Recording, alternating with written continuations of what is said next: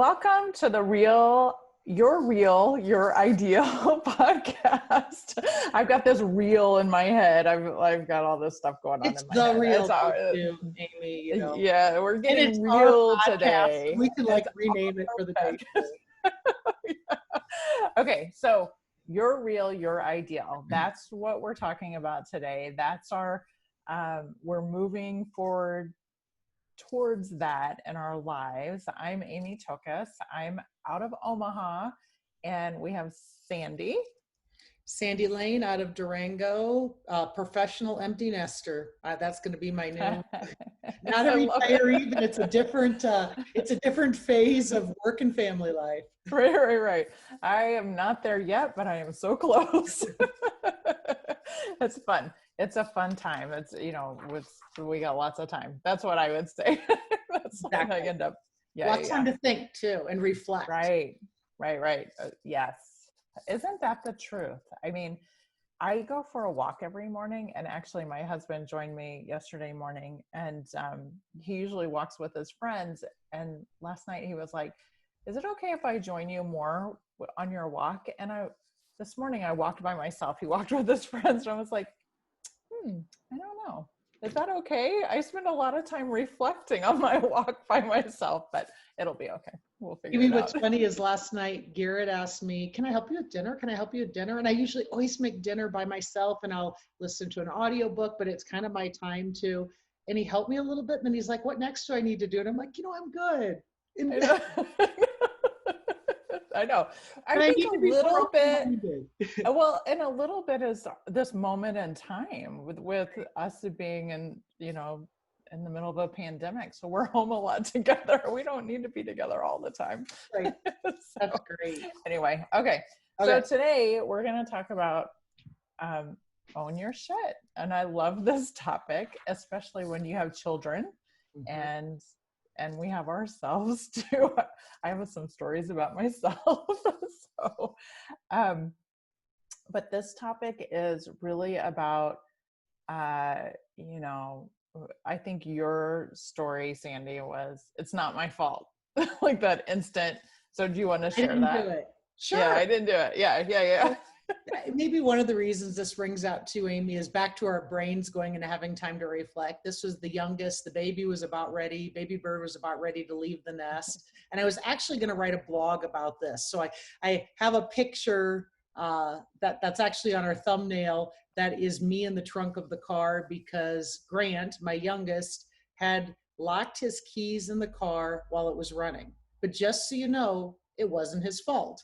And so he comes into the house, and I'm, you know how this always works. These things happen when I need to be somewhere. He's running out of gas, the car's running, and he comes into the house, and the first thing out of his mouth is, Mom, it isn't my fault. And it's just like, what isn't your fault? Right. And you think about how ironic that is, just that whole statement. His car is running because he turned it on, right? And the keys are locked in it. So whose fault would it be? So that, there was a humor to it too.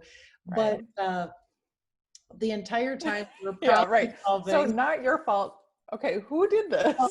I think it was the car maker's fault because somehow, and actually to him, as long as it wasn't his fault, he didn't care whose it was. It was very important to him that this problem was not his fault.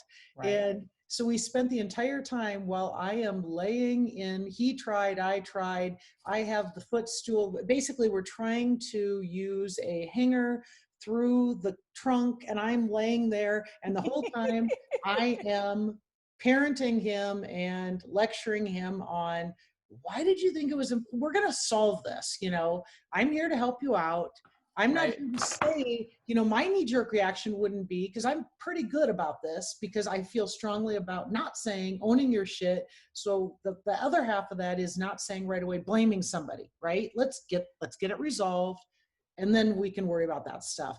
So the whole time I laid in there, I lectured him on that. And it was a hard conversation because he wouldn't even own his shit on not owning his shit.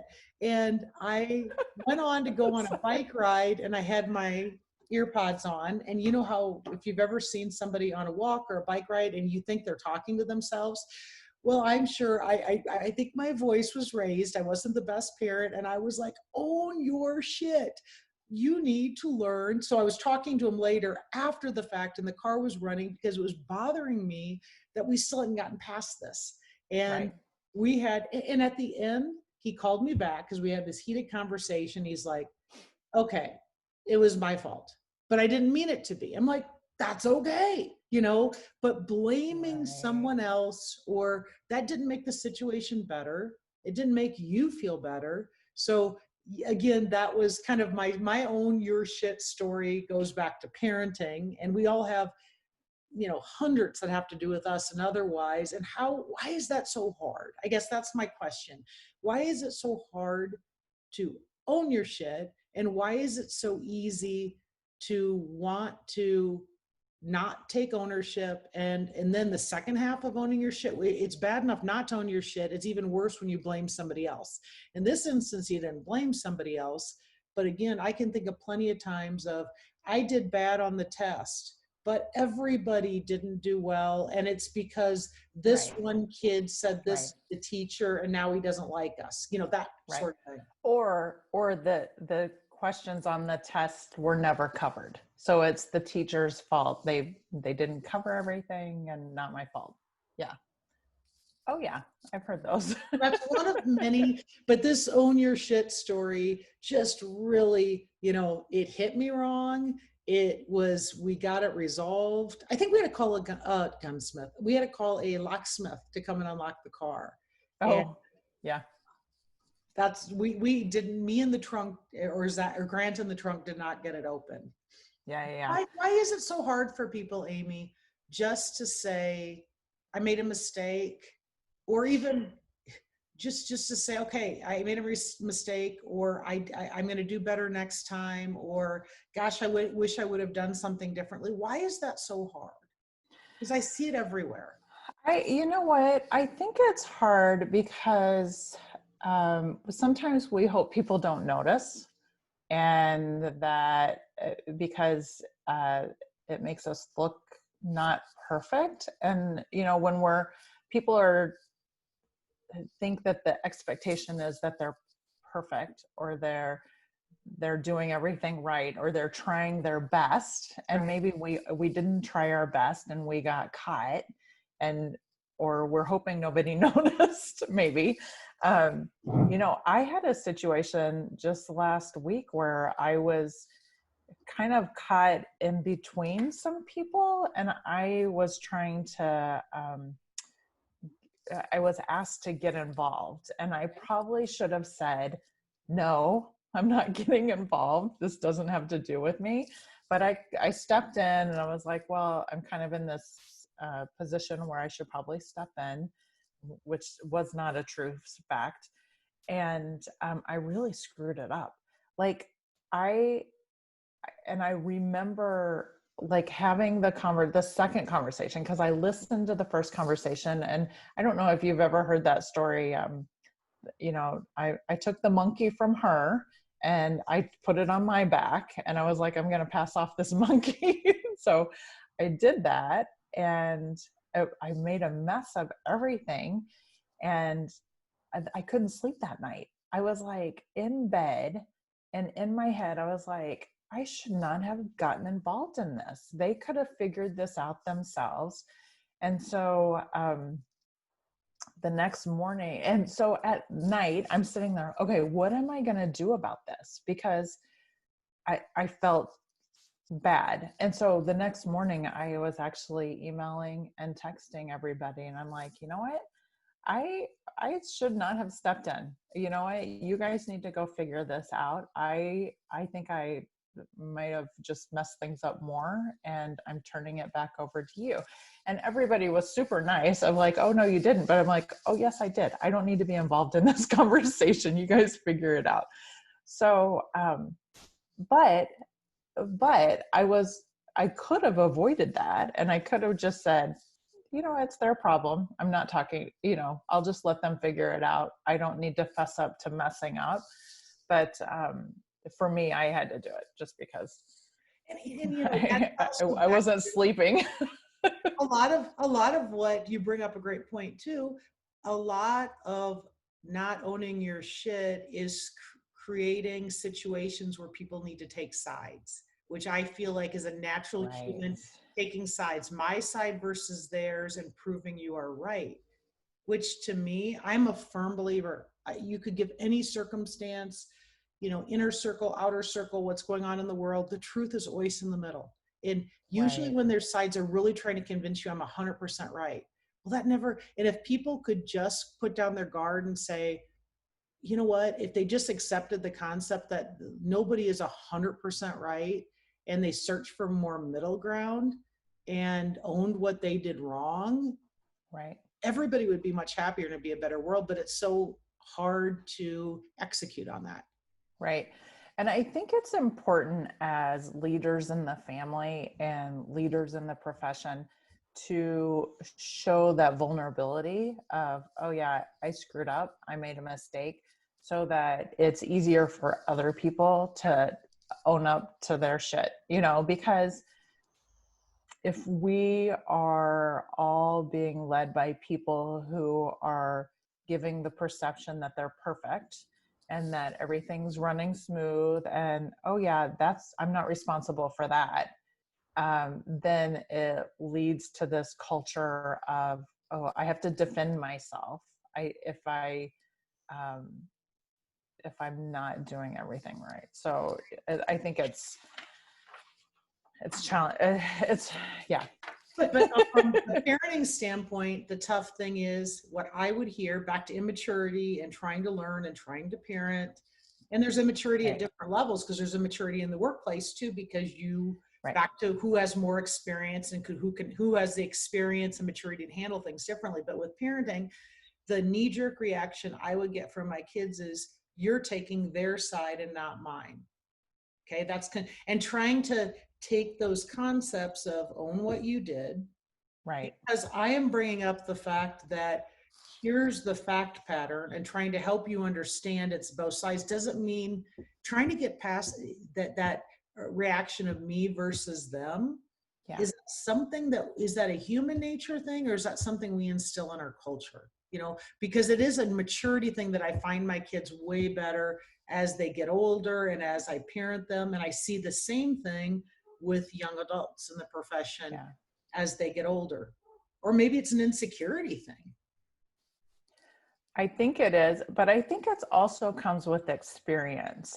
As we mature, we get to experience owning up, and then and seeing that it's not all bad. It's not like we lose our parents because we owned up to a mistake. We might get a little talking to, but it's okay. Life goes on, and And you also, still have those relationships. right. Yeah. And then when So it's like, you feel so much better all the time. When you handle Yeah. it that way and you acknowledge Right. because it's a growth thing, and everybody knows deep down. We tell ourselves stories. We do. Truth, I like the phrase, the truth is what you believe it to be. People can tell the same story so many times that they really believe that that's the truth. They're not lying. Right. It's become truth to them because it's truth as they wanted it. But, deep down, that acceptance of the wrong makes the pain less. It's a huge growing experience. Completely. Yeah. I go to my example of last week. I literally was laying in bed awake, thinking through, okay, how could I have done this better? What did I do? How could I have done this better? Da, da, da, da, all this stuff. And the minute I, texted everybody, called or whatever, emailed, and got replies back, it left my brain. It was done. Right. It was over. I felt better. If I would have kept that inside and kept thinking about it, the only reason I'm revisiting it is because we were doing this podcast today about own your shit. Other than that, it was gone. I didn't feel the stress and anxiety about, doing that, saying the wrong things or doing the wrong thing, getting involved when I shouldn't have. So it's interesting. I think having accountability partners is so important as part of this. And I think it's parents, that's what we are. We help hold our kids accountable in a safe way. Mhm. You know, we do that with our colleagues. And so that accountability partnering is really important. And do it in a kind way I, and not a back yeah. to in a way where it's not like it is your fault and you're going to just trying to dissect it. Right. Right. That kind, that safe space, and the questioning of, okay, how can we do this different? You know, Right. what's a better approach? I think that's important. I always think I was thinking back to work situations and how we deal with this back in life, whether ourselves, and I can't wait to hear your Dairy Queen story that you Yeah, have. no, Save the story till we start. But no, just wait. with work, for my whole career, you know, I've been doing this for 35 years and have dealt with all kinds of clients, all kinds of success, failures, you know, all kinds of things. But what's funny is one story that I tell a lot that rings out to me that I learned so much from is I was a brand new accountant and I was training a man that was old enough to be my grandfather. This would have been in the late 80s, maybe 1990, how to use the computer. And he had a real bad temper. And he started, and I use this story when I'm mentoring younger people about what to do right. You know, back to you write the leadership books, and part of it is leadership for yourself too, and doing the right thing, right? And this man was irate because what he got sold on was not what he expected. He couldn't print financials. It didn't have the functionality. And I was literally 22 years old. And he was screaming at me like spit, face red. And he said, I did. And I just kept saying to him, I can see why you're mad. I understand. You know, I didn't try to blame somebody. I didn't try to shift the blame from me. I didn't get defensive. And I just heard him out. And I'm like, I totally get why you're upset. I get it. I hear you. You know, we should have heard this earlier and should have at least looked into this. Let me get back to you. And the next day he called my boss and said, I can't believe, I'm embarrassed that I screamed at this young girl, but I just have to tell you, she was very honest and transparent. And I will, you know, I will always appreciate the way she handled it, and we'll get this figured out. We'll get it figured out. And it wasn't, I'm right, you're wrong.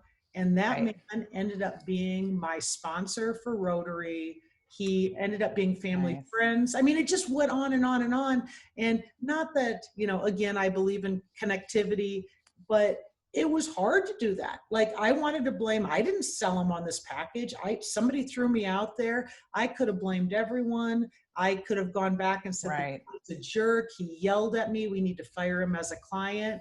And he was Right. a long time, he ended up selling his business. And my point in that is that customer service, you know, when they always say the customer's always right and people say, oh, that's not true. Well, I think they're looking at that wrong.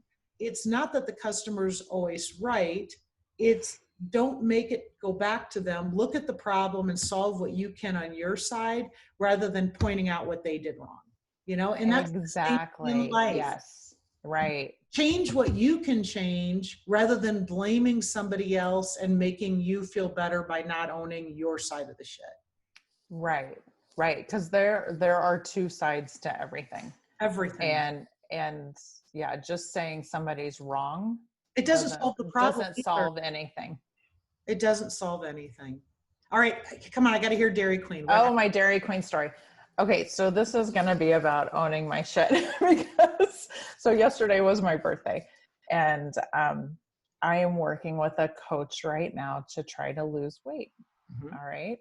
And so my strategy yesterday was, okay, it's my birthday. Guys, we're not making a cake because it's literally my 17-year-old and my husband home. And I'm like, you guys are not making me a cake because that means we have a whole cake to eat. And I love cake. So I'm like, this is not going to help me out. So instead, I'm going to go to Dairy Queen and get a Blizzard, which is great.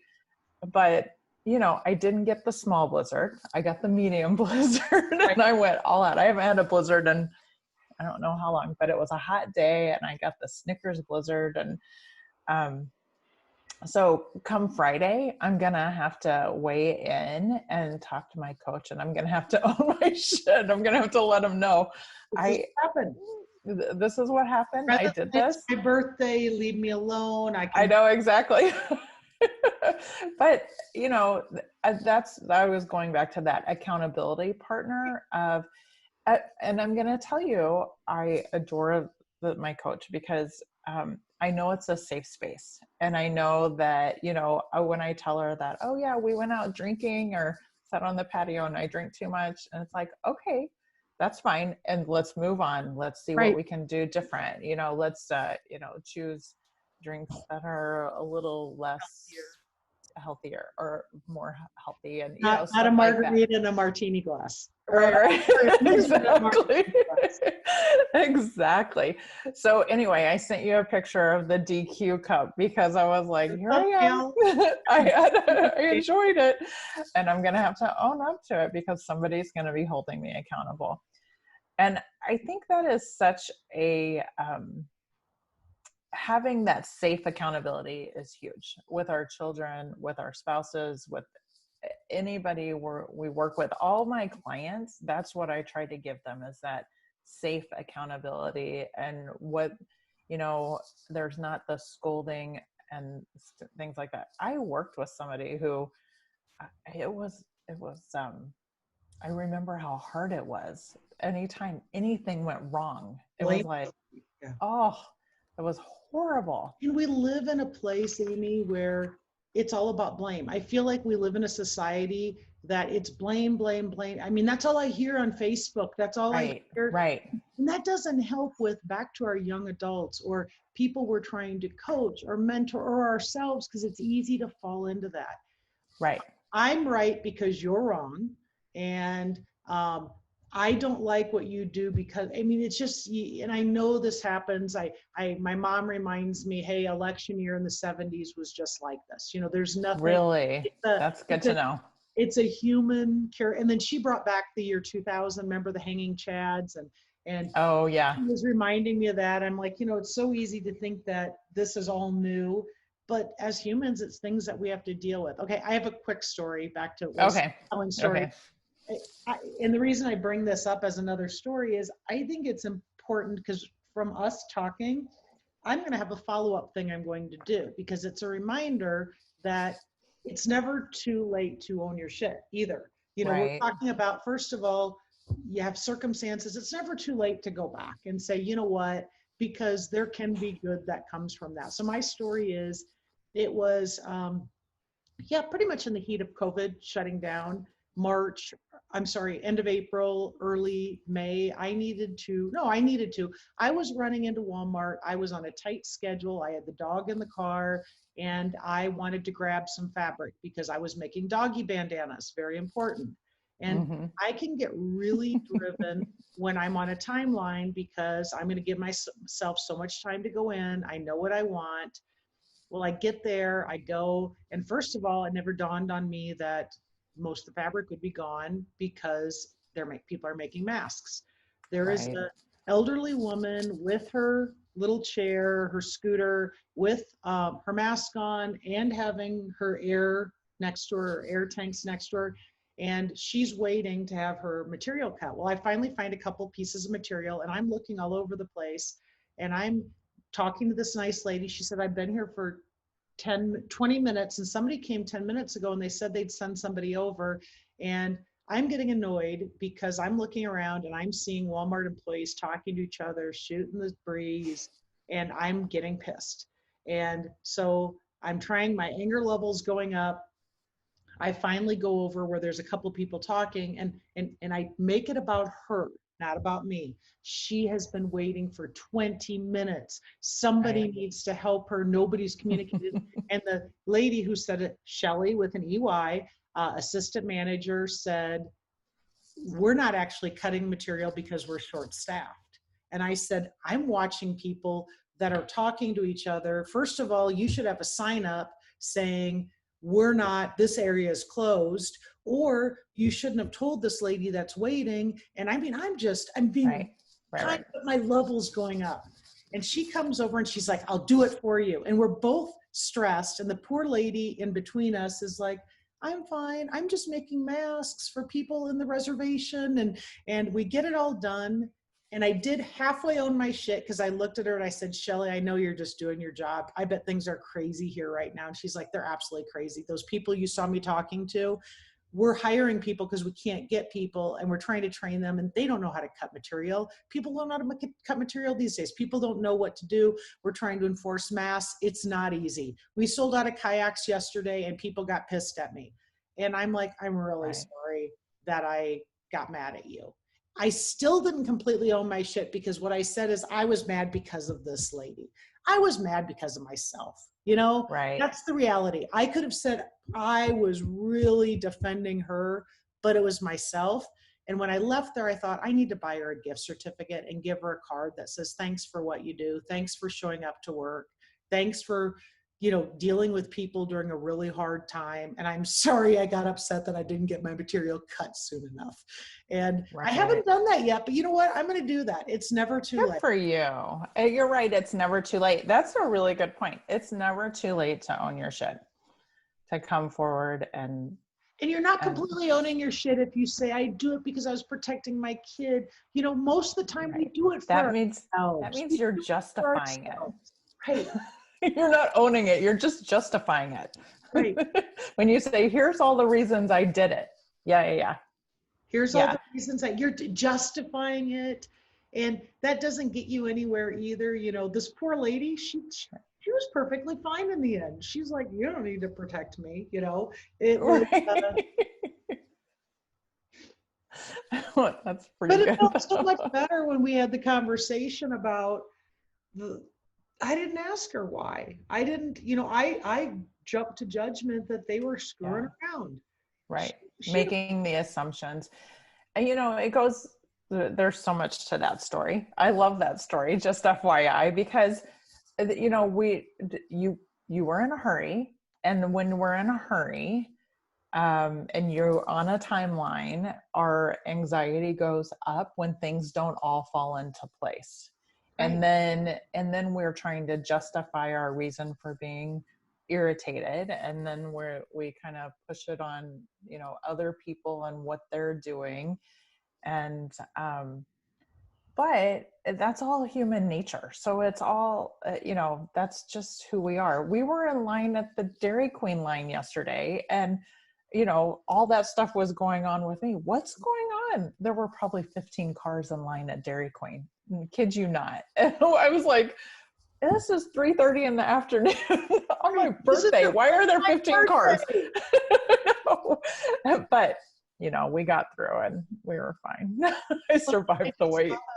Is when I told the story about Tom, the client who was angry, how much more I appreciate the fact he took the time to own his shit later, because he didn't need, he could have let it like just between us. The fact that he acknowledged that to my boss and how that stuck with me. Think about that one little act that somebody did to me that has stuck with me in my actions for 35 years, because he took the time to own his shit later, and he didn't need to. He had nothing to gain other than do the right thing. Back to that multiplying and the exponential impact of doing something like that impacts somebody that they carry on. And I use that story all the time with people in the professional world when they say, what do you do? How do you mentoring? It's like, you know, own your shit, see how you do things wrong. You're going to make mistakes. And the best leaders, I can think of examples of the best leaders, people who I've worked for, people who I admire, they always own their shit. That is a trait they're very good at, and they don't make things up. Like they don't try to, they're very good about not throwing somebody under the bus, but still giving constructive criticism, holding everybody accountable. So being an accountability partner, it isn't just enabling other people. So back to parenting, or as a leader as a parent, leader as the work, it's owning your stuff and holding people accountable for owning theirs. without enabling them by taking it all on yourself, because we can do that too. Right. It's my fault because I do that now, looking back at certain things with my kids. It's like, oh, I should have done the spelling test more, or why wasn't it more of a disciplinarian? So I'm owning their shit Right. for them. Why didn't I do this? Why didn't I see that? Right. Why didn't I have that conversation? Why didn't, I could have preempted that. Yeah. Yeah. When you were talking about the keys getting locked in the car, it brought me back to a story of our oldest. When she went off to college, she took her bike, and we had this whole conversation about the bike. And she was at K-State, and she lived right by Aggieville, where all the bars are and lots of foot traffic and stuff like that. And the conversation was, you need to lock your bike and make sure it's safe, because there's lots of foot traffic here. And she didn't have that bike for a whole week down there, and it was stolen. And it was a little bit of a conversation about, all right, so the bike's gone now. But we had this challenge, and I know this was one of the questions we have is, how do you balance getting your kids to own their shit and not victim blame? Because she was the victim of a crime, but she could have done some things to prevent it. Right.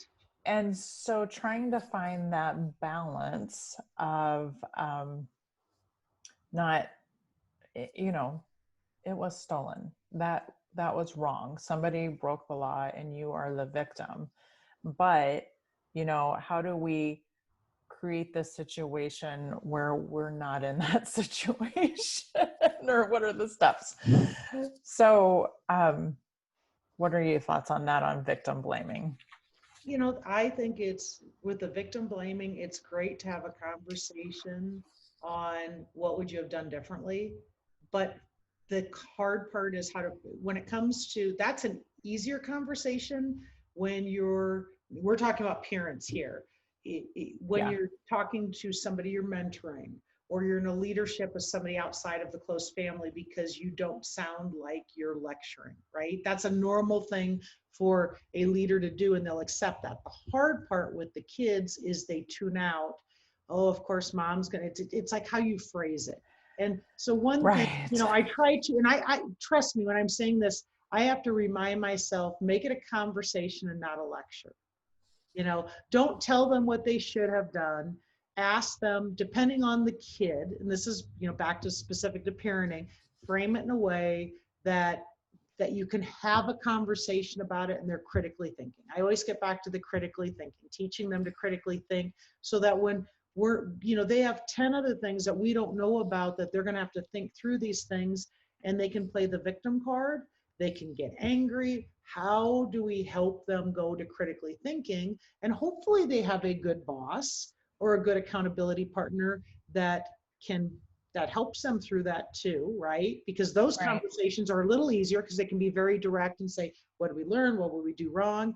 But there is something about the parent-child relationship that they can automatically tune you out if it feels like a lecture, or they're old and don't know anything, or they don't understand me, or they're taking, it could easily flip if it's not set up as a genuine conversation. One thing I do say sometimes, Amy, and I'll do this with my spouse too, because it's those tight relationships that have a lot of emotion. So I'll use this, we've been talking about kids, but I think this works with adults too. When Garrett and I feel a certain way about something and we want to have a conversation, or we want to talk it through, just to get either one not on, because it might not be about something between us, but one clearly sees it and the other one doesn't. And you can get emotional, or you're always telling me what to do, or I don't know, I'm just throwing different things out there. But we always say, this is how I feel. Let's just talk about it. Doesn't mean I'm right, but let's just talk it out. I'm not saying I'm right. I'm just trying to talk it out with you to get to the right end, or help you get to that, not me telling you what to do. And with the kids, if our kids or young adult children, if the conversation is more, I'm not here to tell you all the right answers, I'm trying to help you talk this out, just to see, how to avoid it, what really, let's help you unwind it a little bit, because you're obviously not upset about this, or you're obviously, this isn't, it's trying to frame it in a way that it isn't a lecture or I told you so type conversation. Yeah. So you're bringing me back to Parenting with Love and Logic, one of my favorite books and methodologies of all time. And my response typically when my kids, screw up or have a situation, I'm always like, wow, bummer, what are you going to do? And it kind of puts the thought process back on them so that I don't step in and rescue them from their problem, and they have to rescue themselves. And it's also me saying, you know what, I think you're smart enough to figure this out yourself, and you don't need me to tell you what the answers are here.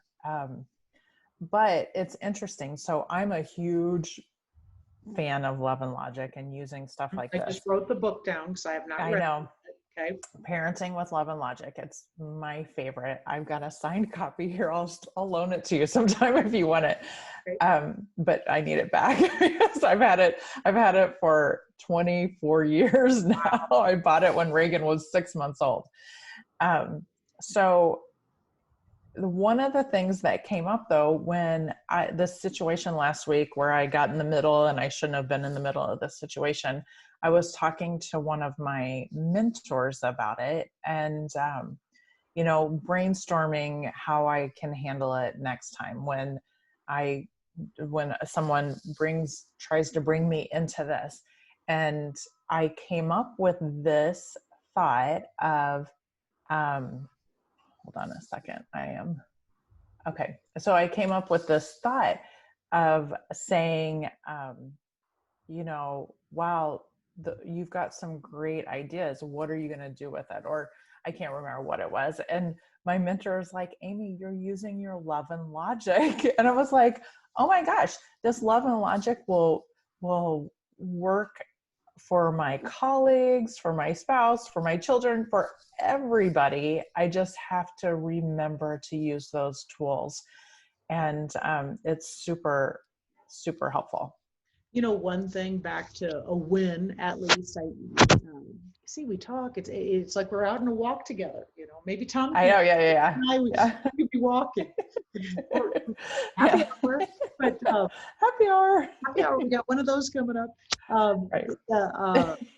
My middle son had called me and he basically made a dumb mistake in a life thing that has to do with a moving type thing. And I won't completely throw him under the bus, but what I loved about that conversation now that I'm thinking about it is he called me up and because I shared this conversation because it made me laugh. And his first thing out of his mouth was, Mom, I'm calling you because I want some advice on what I do going forward. We don't need to go backwards. I am totally in the wrong. I don't need to love it. Life lessons. I've got all the life lessons. And he went through exactly what he did wrong. I mean, it was complete honesty, right? On a really dumb situation. He's like, this is what I did. I shouldn't have done that. I thought I could get away with it. I did. It's not my fault, or it is 100% my fault. It is not, in this case it was. So we're going to put that behind us now. And I didn't say one word through all this. He said, I really need your advice because I'm trying to think through how to handle this situation. And I've come down to A or B. What do you think? And I thought, critically thinking. So he's calling me. I've never brought up what happened it was done. And I'm like, there you go. And this whole thing came to a great resolution at the end because he came up with these two. He actually tried one out and then he called me. He's like, I don't know, I'm feeling good about this.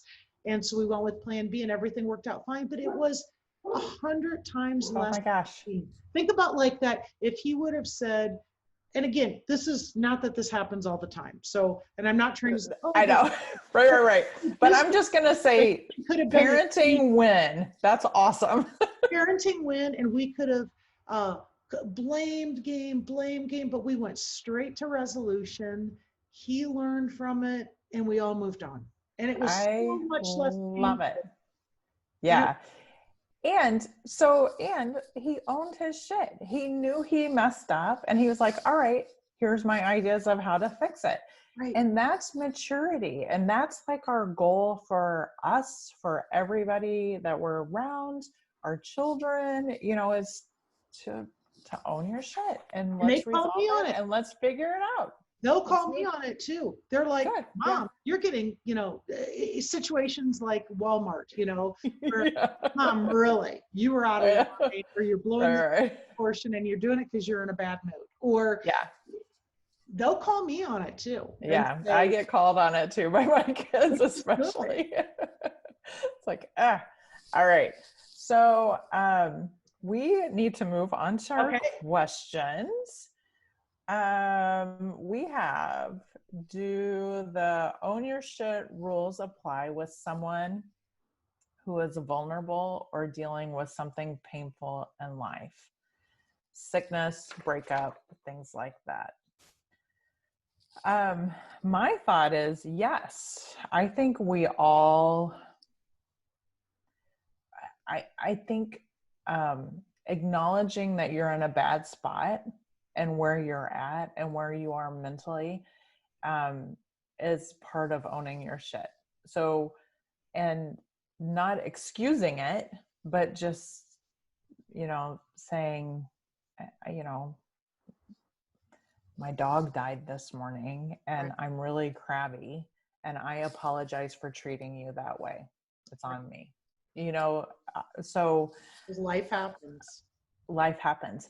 I will say though, to be on the receiving side of it and knowing that somebody's in these situations, um, I feel like I would give them a little bit more grace and understanding, just knowing if I knew they were going through something right now, then, I would be a little bit more forgiving, I guess. Right. And things like back to taking sides, like I actually had a blog I wrote about this, where it takes courage when people are angry. Let's use that emotion, not just sick, but they're angry. I Yeah. got fired from a job. My example would be divorce. And I was angry and I could have blamed, he could have too. Because think about it, we're human. And Right. it's good to acknowledge that when there are relationship breakups, whether it be work, a marriage, that not only are there two sides to every story, nobody is perfect and the truth is in the middle. And if you go to one way, nobody wins with that because you're not helping that person, move forward because you just spin. Right. But it was Yeah. my dad who I had every reason in the world. And he just looked at me with all like back to, and he's like, I love you. You're my daughter.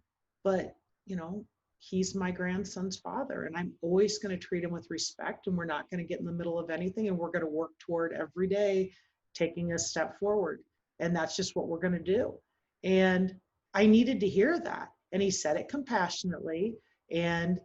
But those are hard. People don't like to have comments like that. It's easier to take sides. It's easier to jump on back to not owning your shit, because not owning your shit is blaming somebody. It's so much easier to have a conversation with somebody and not do that. And I'll tell you, the friendships I respect most for the long term are those people that over all the years and all the breakups, you have worked friends, all the different failures, that they Right. didn't take sides. They were very good about being compassionate, but being very good about helping me own my shit and moving on. Those, Right. they're the long term, not the people that sympathize with me and had the pity party and got into whether it be drama or Right.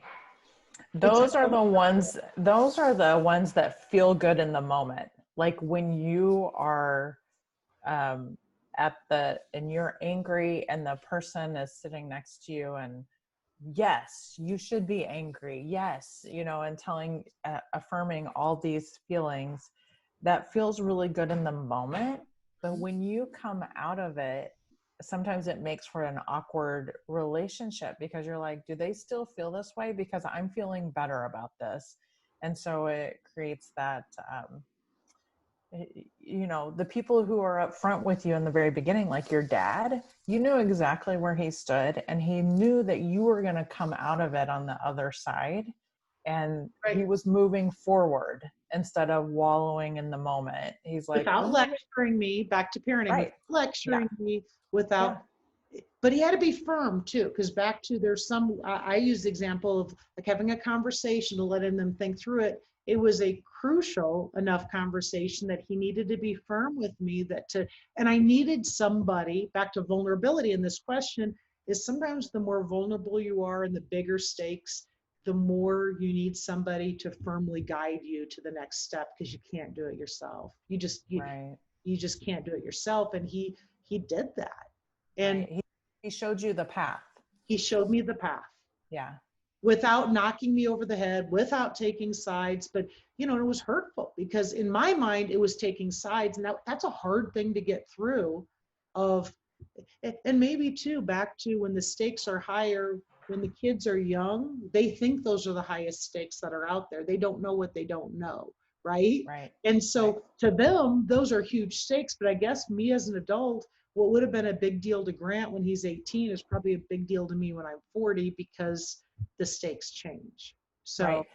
And what's helpful about this is your dad had probably had the experience and seen other things happen and knows how things can end up. And sometimes, like you going through that, you'd never been through that. So you right, didn't know what it looked like in right, 5 or 10 years. And he had the knowledge and wisdom to be able to see how people have moved forward right, and could, and right. he shared that with you, which I love that. With, That's, we and like sharing wisdom and learning lessons in a I positive know, isn't way. that the Along the truth? way. Yeah, and That's it's all good. where we're at. So I'm just gonna say one thing to you today. We are doing really good on time. Yay! We've been trying to be super aware of keeping our time low, and we're doing good. So Life kudos. lessons, Amy. We've been through Life lessons, we're time. doing better. And I think one thing that's going to help is we're going to be recording every week, Right. which means that I don't have to wait 2 weeks to talk to you. So I'm like, I don't feel like I have to get it all in. So anyway, this is good. I think we're doing better. Yay. We can move on to our wrap question. And the wrap question is, what is your drink of choice right now? Well, Amy, So you go I'll first. let you go. You want You me to go go? first. Yeah, Okay, so you go I first. tell you, I love wine. I don't do a lot of the fun drinks. And maybe part of that is because I never quite know. I don't do well with hard alcohol, and I never quite know what's in them for sweetness, but I'm doing a lot of wine.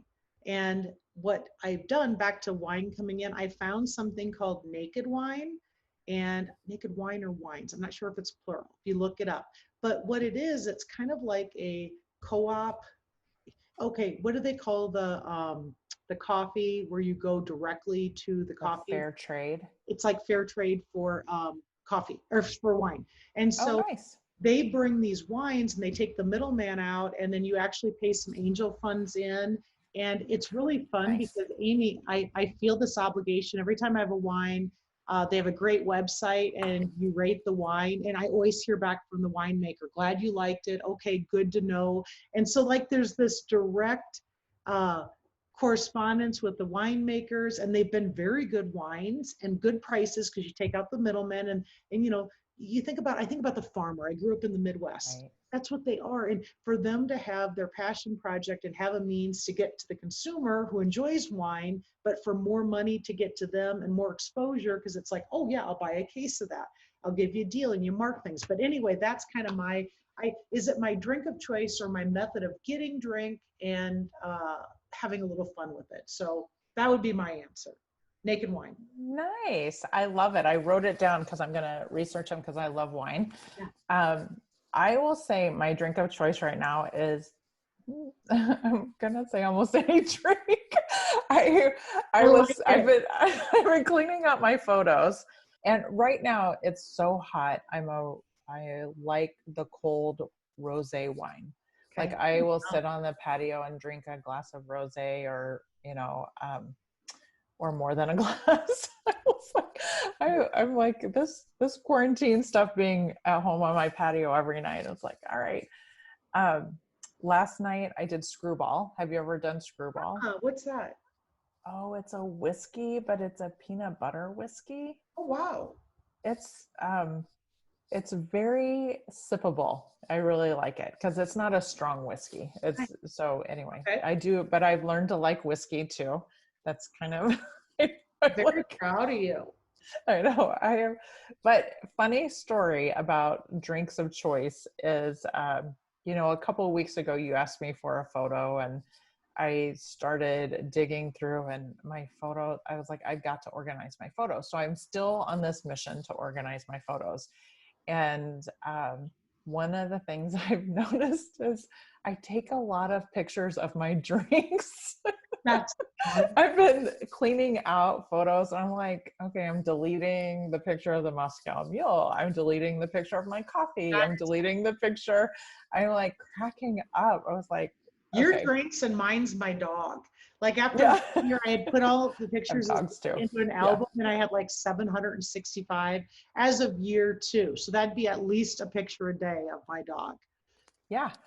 I have my photos were dogs, organizing stuff, like supplies and things. Like I'll take a picture and send it to somebody of, oh, here's a great tool.